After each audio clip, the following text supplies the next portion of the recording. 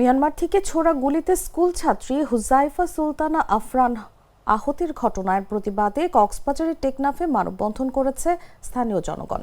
সোমবার বেলা 11টার দিকে টেকনাফের ওয়াইকং তেচ্ছি ব্রিজ হাইওয়ে সড়কে অনুষ্ঠিত এই মানববন্ধনে বিভিন্ন শ্রেণী পেশার মানুষ অংশ নেয়।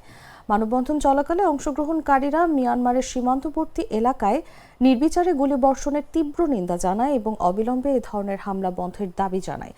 মানববন্ধনে অংশগ্রহণকারীরা বলেন, সীমান্ত এলাকায় বসবাসকারী সাধারণ মানুষ প্রতিনিয়ত আতঙ্কের মধ্যে দিন কাটাচ্ছে।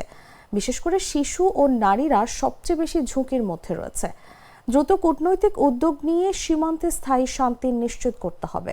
জাতিসংঘ সহ আন্তর্জাতিক সম্প্রদায়ের দৃষ্টি আকর্ষণ করে তারা বলেন, মিয়ানমারের অভ্যন্তরীণ সংঘাতের প্রভাব যেন কোনোভাবেই বাংলাদেশে এসে নিরীহ মানুষের প্রাণহানি ঘটাতে না পারে, সেজন্য আন্তর্জাতিক চাপ সৃষ্টি করা প্রয়োজন। মানববন্ধন শেষে অংশগ্রহণকারীরা শান্তিপূর্ণভাবে কর্মসূচি শেষ করেন। আগামীতে যদি আমার কোনো মাসুম ভাইয়ের রক্ত দিতে হয়, আমরা সকল ঐক্যবদ্ধ বলে জবাব নেব। আজকে এই ঘটনা প্রথম নয়, এই ঘটনা অতীতেও হয়েছে। আমরা যদি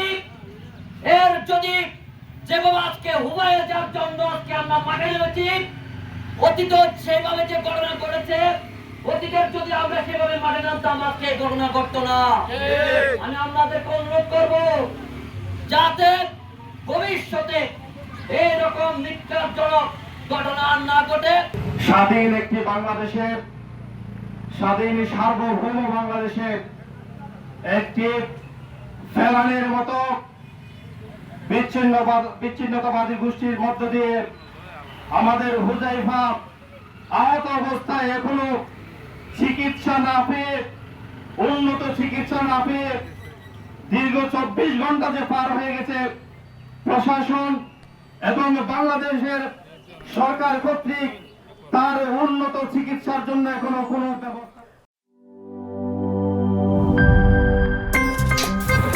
আমার একটা স্মার্ট সিদ্ধান্তে 25% গ্যাসের খরচ কমেছে। ভাবছেন কিভাবে? সাধারণ গ্যাস স্টোভ বদলে আমি এনেছি আরএফএল গ্যাস স্টোভ। এর সাইন্টিফিক নজল ও ব্রাস বার্নার ক্যাপ সমানভাবে তাপ ছড়িয়ে রান্না করে দ্রুত।